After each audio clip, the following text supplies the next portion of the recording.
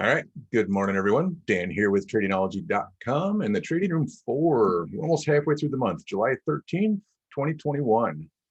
As usual, we do have our good friend Dave joining us from the Strong Market team. So good to see you, Dave, and welcome to the rest of the crew that's coming in the door. We'll let Dave get his audio turned on there. We have interesting inflation numbers coming out today that we'll obviously be talking about, I'm sure, because that's the hot topic across the news headlines. And we also have a few other items we should probably check out. But good morning, Dave. Good to see you. Happy Tuesday. Morning, Dan. Happy Tuesday to you and everybody. How's life treating you out there this fine morning? You know, we've had rain for like 4 days in a row. I'm getting really tired. Well, I'll send you some sun. Otherwise, it's good. Oh, good. Well, thank you. We got the heat coming back, so I'll send it over to you. Appreciate it. Some interesting headlines. Tom says, greetings from the smoky Colorado Springs. Yeah, we saw some fires out there, Tom. I know what you're talking about. Maybe it wasn't directly in your state, but there was some wildfires going on out west, that's for sure. Yeah, CPI. Interesting. Market didn't like it initially, and we are down. So, yeah. Yeah, they got the Dow down. S&P is pretty much flat, 0.02% up right now.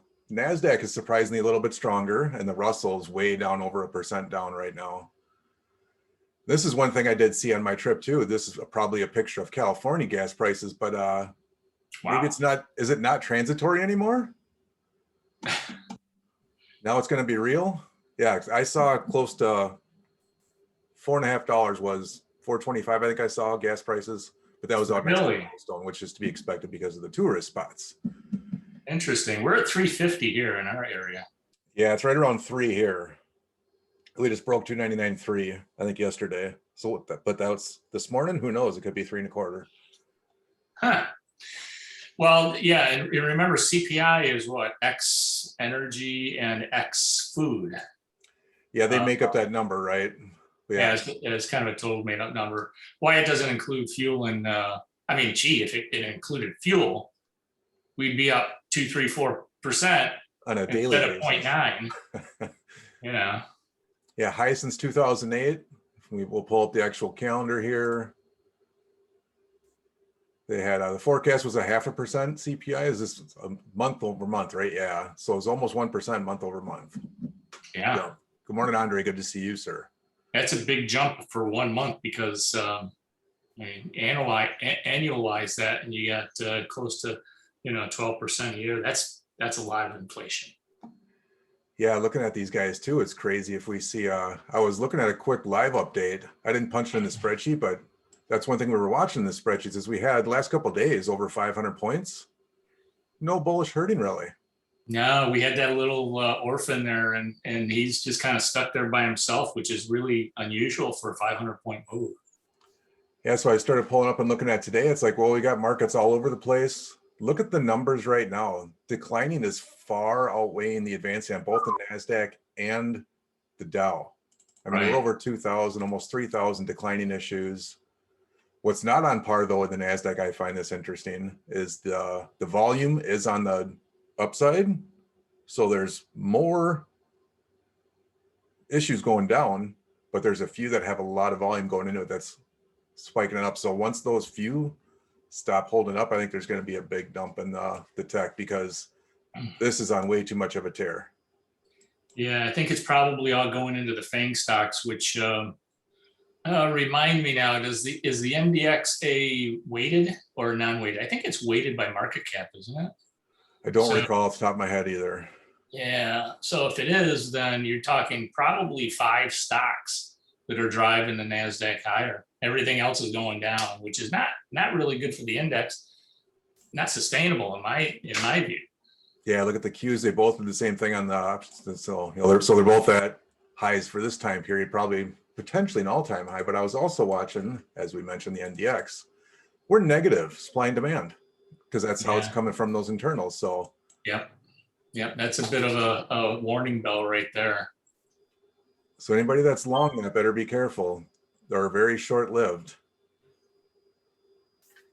What else we got going across for you? Yeah, internals we were watching. Let's pull those guys over for a second.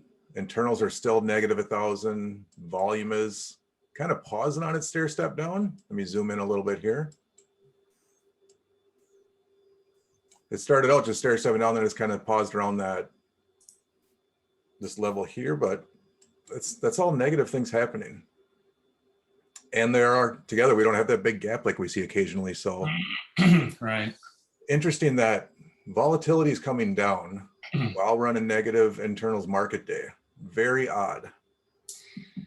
It's very odd. We've got the internals. You're talking about the majority of the market's going down. We got volatility coming down. We got the dollar up. We got I don't know what commodities are doing today, but let me just do a quick. Commodities are, let me pull. They're all down. They're all down except for corn. Corn's up a little bit. Just slightly up on the USCI itself, just under 0.5%.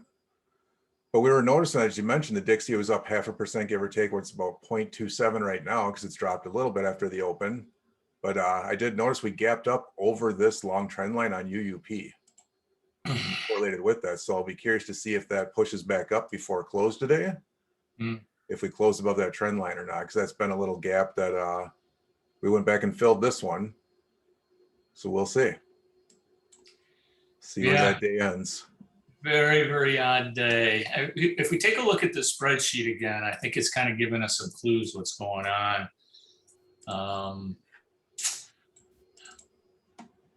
You know, we had a big supply demand number yesterday too, of 58 that painted. Yeah, actually, I updated that this morning from the Wall Street Journal site at 61 now. Okay. There was a few more orders that came in probably after I grabbed the numbers around 7 p.m. yesterday. Yep, and we're empty volatility is still over 100%. We had a kind of a drop when we went up 500 points, but not that big of a drop. And we're hovering right around, you know, that 100% level. We did have a 207 on the price anomaly yesterday, and before the open, we were down about 144 points. So that kind of played out. Yeah, it took that dip and then it just took off again. Yep, buy sell is -4 double bottom possibly there. I have to kind of see how that plays out. But the biggest indication to me, really, we got the swing signal down too, which is interesting because it stayed persistently down even though we're up 500 points in a couple of days. It is just a lack of herding. And it's just no real clear direction. That's the impression that I get from that. Yeah, it feels like, as we talked about, you know, it's almost how you can read the manipulation when these numbers are like this, because it should not be that high. Then you look at the NQ and that's staring at you right there in the face. Yeah. This should not be going up like it is based on the numbers we're seeing. Yeah. So we've got this, I don't know if it's an arbitrage opportunity or what, but you know, I think there's resistance on the NQ at around 15,000. So we can go up a little bit more on that, but it's just very odd. Now, the big component for the Dow, though, the reason why it's down about 50 points is Boeing. Boeing has some more problems with that plane. I forgot the name. The 737 MAX. 737 MAX, is it? Yeah.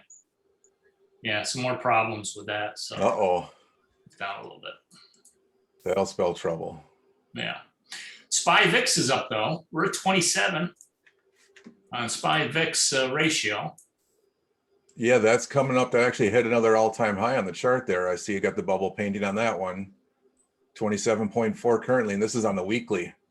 So the daily might even be higher. Yeah, I'm on, well, it should be the same. Well, I don't know, 27.4, yeah. Yeah. So it's good. It's going to measure it, whatever time frame you happen to have your chart on. For the current, that's true. I was just thinking of the aggregate. Yeah, yeah, the aggregate would definitely be different, but the ratio will stay the same. So yeah, 27. I mean, we hit 28 July 2nd. 28.7 back there on the early July. Yeah. And now it's at 27. So it's hovering around that area that is extremely dangerous. And I think that's the reason why we're seeing kind of non-confirmations. We had new highs on the S&P 500. We didn't get them on the Dow, new highs on the Dow. We kind of stuck at that 35,091 number. So I don't know. Very, very, very, very strange times here. Yeah, definitely. And NDX is almost hitting that 15,000 right now. Yeah, I think that's one. Is that that's an all-time high too, right? That is all-time high right now on the NDX. Yeah. Same with SPX is also hitting one right now. So 2 all-time highs out of the 3 major indexes as we speak. Yeah, which is, why is the Russell 2000 going down 1.3% while everything else is up? Small businesses in the Russell 2000 are kind of the driver of the economy. The majority of people get hired in small businesses. Only the big multinationals are doing well. So it kind of looks like people are trading out of the post-COVID trade in the reopening trade back into, so out of small caps back into large caps. Yeah, and if we look currently, there's actually bearish herding forming on the New York Stock Exchange internals. The first column is filled in while we're going negative on the supply demand. I think that just jumped down. So that could be painting for today. Just weird. Just weird. That's all I got to say about it. And we got the internals, the UVOL or the DVOL, and what's that new symbol you got? It is, let me grab that chart again. I still got the old one, UVOL, DVOL, but ADD is for the advanced $sign VOLD. $sign VOLD, yeah. So that's just, it's just ticking down, Yeah, this can't keep going down forever, and they can't fake the price forever. Yeah. It sure looks like a lot of manipulation in prices right now, just trying to confuse everybody which way the market's going to go. So it just turns them into, it's like they're just trying to squeeze people, but that try to use fundamentals. Yeah. Oh, you see this is supposed to happen? Well, that's not going to happen right now. We're going to choose when that's going to happen. You can just see it. Yeah, and so, I'm not going to name any names, but all of the large investment banks have trading desks. They all collude. They collude. There's no other way to say it. They all get together, just like they got hit hard with manipulating foreign currency and foreign exchange prices. They do the same thing with stocks. Yep. They collude. They say, okay, you know what? We're gonna knock down 90% of the NDX share stocks in the NDX, but 5 of them we're going to boost because we know we can pump up the index. When people just look at the index, they say, everything's fine, no problem. Right. While they sell all the other ones. Well, the underlying, yeah. And look at this ribbon. This looks like a little stripe. Wow. I can even zoom in a little bit more. It's still pretty tight, but yeah, that wrinkle cloud is about as thin as it can ever get. Yeah, it's crazy. Wow. And that was shortly after. So I don't know, obviously part of it was potentially the recovery from, the CPI numbers coming out before the open. So they kind of reversed that half an hour like it didn't happen. Right. But with everything being negative still, they're continuing to go up. And now maybe this will be the first candle that is, so it gave it a little double jump there. If we want to look at the SM price signals, where normally it's that bell curve oscillator. We had a second to the upside. Maybe the downside's coming now. We'll see. Yeah, we'll see. You got to pay the piper, right? At some point you do, yeah. Stair step up and elevator down. Yeah. Andre, you got any questions looming out there? I see you've been with us. Good to see you again. You missed last Thursday, so good to see you in here live. And Tom, is always good to see you. I went a little bit south of you for my background on this one, Tom. So in case you haven't seen that small hole drawn, nice. This is what that small hole looks like from the view of a helicopter. Actually, one of the best things I've ever done. Yeah, that was fun, was it? Oh yeah, first time in a helicopter and first time in the Grand Canyon. Double whammy that day. That was fantastic. Yeah, nice. I'm keeping one eye on this NQ.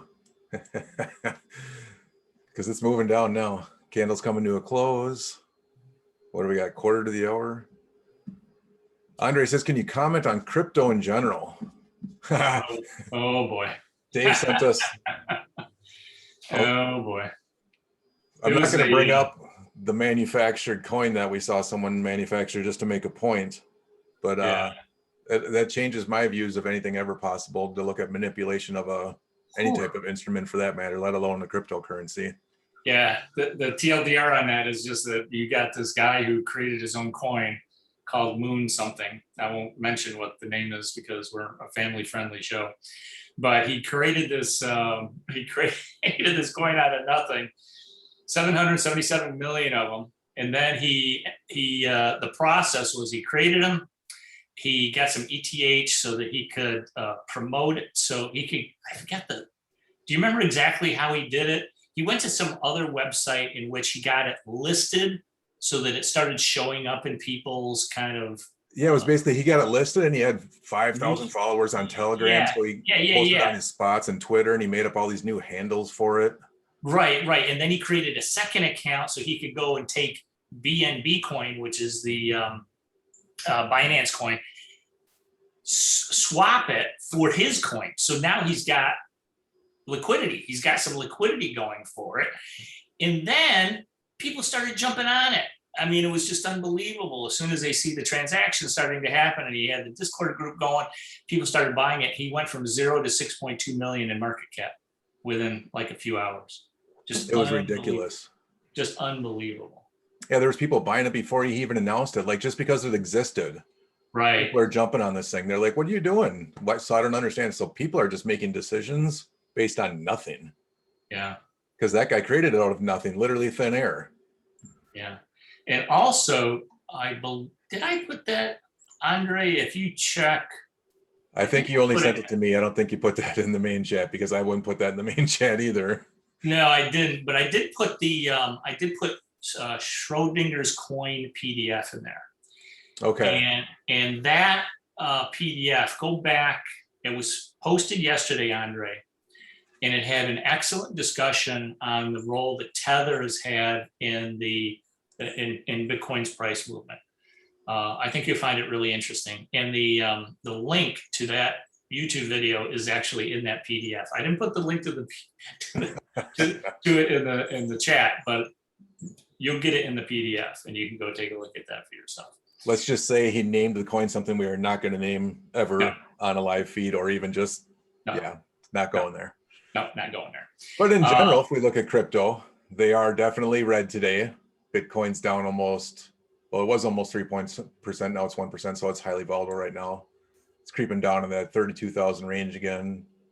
Yeah, it looks like it's going to hit. So like we've come down to that 30,000 level a couple of times, and it's coming back down. The more times we get down to that 30,000 level, and more touches to that 30,000 level, the greater the chance it has of breaking through on a technical basis lower. So once it hits that 30,000 and it's ready to go, we'll probably go down. I think it's another 10,000 points. So we'll probably be down at 20,000 on Bitcoin. Yeah, Ethereum, same thing. And you notice that rollover? You see how it rolls over like that? Yep. That is just a clear technical sign of weakness, and it's going to break that $1,800 level. I don't know where the. Yeah, we had I still got a target down at 382 for that one based on it's been a while, but it's still there. Yeah. Oh, that would be that's definitely another crypto winner if we go down to that point. Yeah, Andre, and Slack is where Dave's talking about. So go ahead and look at that. Let me see where it is here. In the gold channel.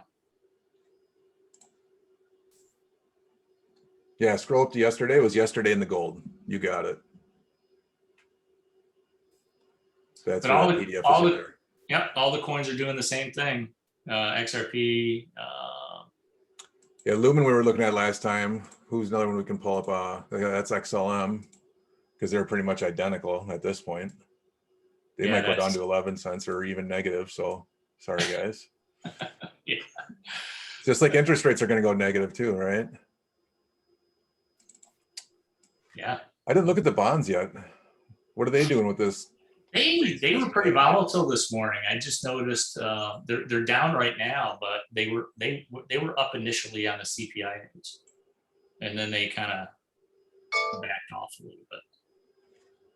1 year, 3 year, 10 year, and 30. Yeah, 30's down. Yeah, look at that. Up on the shorts and down on the longs. Yeah. Yeah. They're all coming back. I've heard a lot of people talking about interest rates, saying that it's just, actually, it was kind of encouraging to see rates rise again. They don't want them rising too fast, of course, but it was encouraging to see them rise because it shows a stronger economy can handle higher interest rates. If interest rates continue to stay low, and the reason why, there's some discussion right now that that's not a good thing, is because the economy is not doing well. That's why rates have to stay low. And it makes perfect sense. I mean, if you're in a recovering economy, you want rates to rise slowly. A sharp rise in rates is a warning sign that there's something wrong in the economic system. So we don't want sharp rises. We want nice, steady movements in the rates, but a decline in rates at this point, not a good thing. Yeah, it's just part of the smoke and mirrors they're doing with manufacturing all the numbers and whatnot. Yeah. And I think you hit the big one earlier there is look at the Russell 2000. It's down almost 1.5% now. It's dropping to lower levels as we look at the index itself. RTY futures are doing the same thing. So they're in unison. So they're very often a leading factor. Watch where that's going. The other ones may follow. Yeah. Not advice, but just something that's been noted over the years. Yep, absolutely. And it's also kind of weird. What do you got? I've noticed that whenever we do a live trading room, yeah, the market's down. I don't know why. I don't know when his last Thursday was down. It's like, I don't know. We schedule them, I think, around these declines. It's like they know they're watching us. They're watching you. Yeah, I just find it odd. I find it odd. Some things that happen shortly after we talk about it's like that can't actually. We just talked about that. Now it happened. Yeah. I know. Well, with that, we are getting close to the top, so we'll probably get close to wrapping her up. You guys got any last final questions? Let us know. Andre, you should be able to find everything in Slack channel there. And just a heads up, Powell's speaking before Congress tomorrow. Semi-annual report on interest rates in the economy. Got to get the Fed on parade again. Even in the calendar, I think they got someone speaking later. Yeah, Bostic speaking later in like 7 minutes. So who knows what he'll be talking about. 7 minutes. I better get out of my positions here. Or maybe he's going to talk about in the right way that you're in. Oh, maybe. Hopefully. The next Wealth Masterclass is, I need to update the page itself, but it is going to be July 21st at 1 p.m. Eastern time. So next week, 1 week from tomorrow, is the next Wealth Masterclass. Yep. Looking forward to it. All right. I think we've covered the bases. I'm looking across the screens. Anything I might have missed? I don't see anything. So I think we'll call it a wrap for today. And thank you, gentlemen and ladies, for joining us. And we'll see you in the Slack channels in the meantime. And we'll be back here Thursday for another live. Yeah, another down day in the market. Exactly. All right, guys. Have a great day. See you. See you, Dave.